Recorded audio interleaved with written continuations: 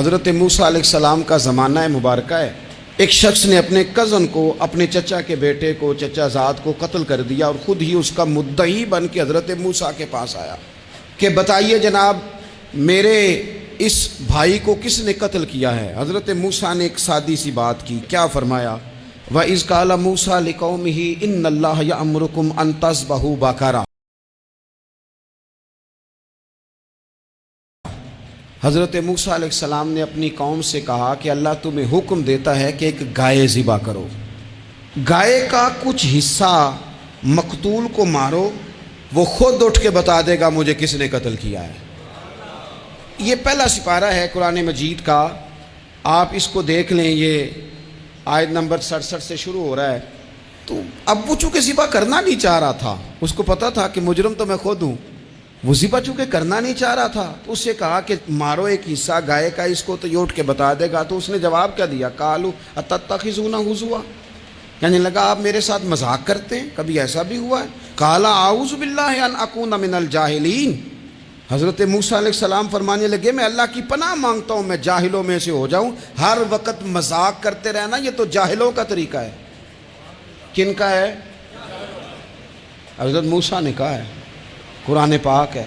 ہر وقت مذاق کرتے رہنا، خوش طبعی اور چیز ہے، مسکراتے رہنا، لیکن کسی کا مذاق ہر وقت اڑاتے رہنا کن کا طریقہ ہے؟ جاہلوں کا. جب کہا نہیں ذبح کرنی ہے تو اب ذرا دیکھیے کرنا نہیں نہ چاہ رہے. قالوا ادع لنا ربک یبین لنا ما ہی، کہنے لگے اے موسیٰ پھر آپ نہ رب سے دعا کریں کہ وہ ذرا کھول کے بتائے وہ گائیں کس طرح کی ہو. ارادہ نہیں نہ ذبح کرنے کا، آپ دعا کریں. قال انہ یقول انہا بقرۃ لا فارض ولا بکر.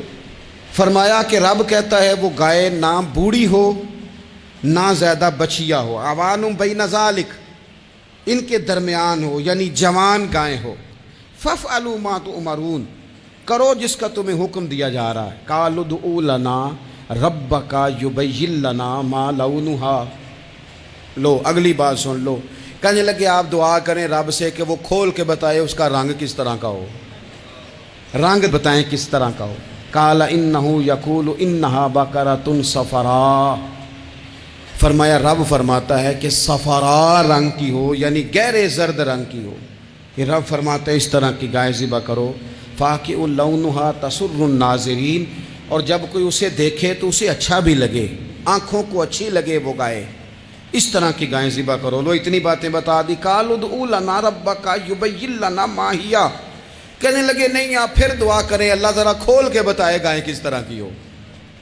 ان البقرہ تشابہ علینا، ہمیں ذرا گائیں پر شبہ پڑ گیا ہے کس طرح کی ذبح کرنی چاہیے. وَإِنَّا انشاءاللہ لمہتدون، اگر اللہ نے چاہا تو ضرور ہم ہدایت پا جائیں گے. پھر اللہ تعالیٰ نے فرمایا کہ قال انہ یقول انہا بقرۃ لا ذلول تثیر الارض، گائیں اس طرح کی ہو کہ وہ کبھی کھیتی میں نہ چلائی گئی ہو، یعنی اس کو کبھی کام نہ اس سے لیا گیا ہو. بیل کو لوگ لگاتے تھے نا، جو کام آج ٹریکٹر سے لیا جاتا ہے وہ گائے بیل سے لیا جاتا تھا. تو وہ کھیتی باڑی کے کام نہ اس کو لگایا گیا ہو. ولا تسقی الحرث، اور نہ اس سے پانی نکالا گیا ہو، نہ کھیت چلانے ہل چلانے میں لگائی گئی ہو، اور وہ جو کنواں ہوتا تھا جس کے گرد گائیں گھومتی تھی، تو کہا وہ بھی کام اس نے نہ کیا ہو گائے نے. مسلمۃ لا شیۃ فیہا، وہ ہر عیب سے پاک ہونی چاہیے. قالوا الآن جئت بالحق، اب کہنے لگے اب آپ صحیح بات لے کے آئے، اب سوال ختم ہو گئے نا. کہنے لگے اب آپ بات فذبحوہا، انہوں نے ذبح کر دی. وما کادوا یفعلون، پر ایسا کرتے نظر آتے، لگتا نہیں تھا کریں گے ذبح پر ذبح. اچھا یہ گائیں پھر ملی کیسے؟ امام خازن کہتے ہیں کہ ایک نیک آدمی تھا، تو اس کا آخری وقت آ گیا تو اس کے پاس جو کل جمع پونجی تھی وہ ایک بچیا تھی، گائیں کی بچی، بچیا ویڑی، اس کے پاس وہ ایک بچیا تھی صرف. تو اس نے اس طرح کیا کہ اس کی گردن پر ایک مہر لگائی، اللہ کے نام پر بطور امانت اس نے اس کو جنگل میں چھوڑا. کہا یا اللہ میرا بیٹا ایک ہی ہے، وہ بھی چھوٹا ہے، اس کی حفاظت کرنا اور میرے بیٹے کو پہنچا دینا. بچہ بالغ ہو گیا.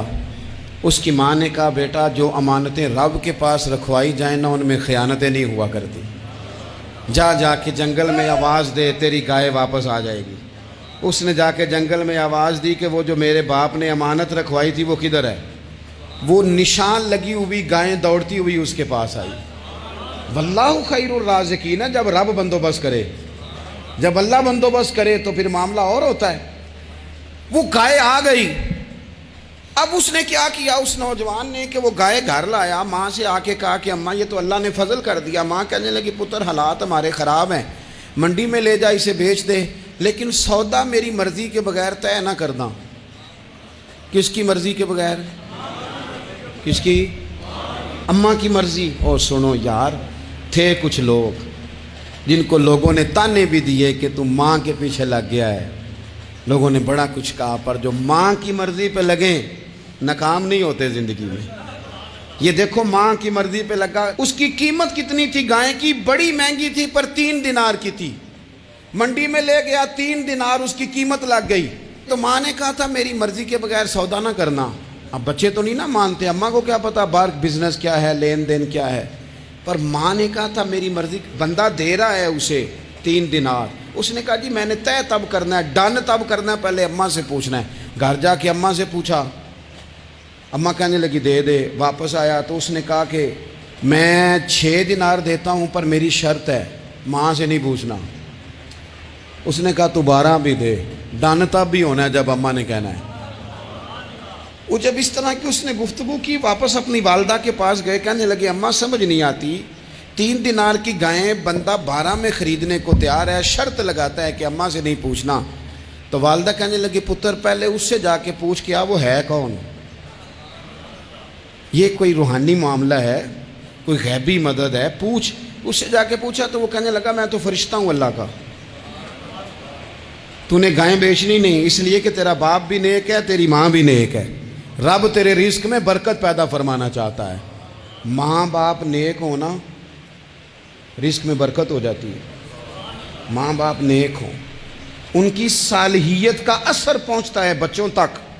رزق حلال کما کے لانے والے ہوں تو گھر میں برکت ہوتی ہے۔ جا کے کہا کہ تیرے ماں باپ نیک تھے، اسے نہ بیچنا گائے کو، تو کیا کریں؟ کہنے لگے بنی اسرائیل والے سوال کر کر کے خود مشکل میں آ گئے۔ اب وہ ایسی گائے جو جوان بھی ہو، یہاں تو ہر غریب آدمی اپنی گائیں یہاں لگا دیتا ہے، کھیتی باڑی میں یہاں لگا دیتا ہے، کنویں میں پانی نکالنے میں، تو یہاں تو ہر ایک کی گائیں، تو ایسی گائیں جس کا رنگ بھی اتنا پیارا ہو، زیادہ بوڑھی زیادہ بچی بھی نہ ہو، اور ابھی تک کھیت میں بھی نہ لگی ہو، وہ سوائے تیرے کہیں نہیں ہے۔ اس نے کہا چل پھر مہربانی کر بتا میں کتنے کو دوں گائیں، اگر وہ آ جائیں تو کتنے کو بیچنی ہے؟ اسے کہنا کوئی نہیں، ریٹ تو زیادہ کرنا ہی نہیں۔ ان سے کہنا گائے کے اندر سے گوشت نکال دیں اور جتنا گوشت ہے اتنے پیسے بھر دیں، اس کی کھلڑی بھر دیں۔ اب وہ بنی اسرائیل والے ڈھونڈتے پہنچ گئے، کہا جناب گائیں 3 دینار کی یا 6 لے لو۔ اس نے کہا نہ بھائی، ذبح کروں گا، گوشت نکالوں گا، جتنا وزن گوشت کا اتنے پیسے بھرو گے کھال میں تو پھر گائے تمہیں ملے گی۔ اب مجبور تھے، کیا کرتے؟ ابن کثیر حدیث لائے ہیں، امام سیوطی نے در منصور میں بھی لکھی ہے، نبی پاک صلی اللہ علیہ وسلم نے فرمایا سنو جوانوں اور اسے دل کی تختی پہ لکھو، نبی پاک علیہ السلام نے فرمایا اگر بنی اسرائیل والے زیادہ سوال نہ کرتے تو اتنی مشکل کا شکار نہ ہوتے۔ انہوں نے سوال اتنے کیے کہ چارہ نہیں ہے اب ان کے لیے، چارہ نہیں ہے اب ان کے لیے کہ یہ ادھر ادھر جا سکے، مجبوری بن گئی، یہی گائے خریدنی ہے، یہی لے جانی ہے۔ اب اتنا سارا مال جمع کر کے وہ گائے خریدی، ذبح کی، تو مقتول کو جب اس کا ایک حصہ مارا تو اس نے اٹھ کے کہہ دیا یہ جو مدعی بنا ہوا ہے نا، یہی تو میرا قاتل ہے، یہی تو میرا قاتل ہے، یہی تو ہے، اس نے یہ سارا کام کیا۔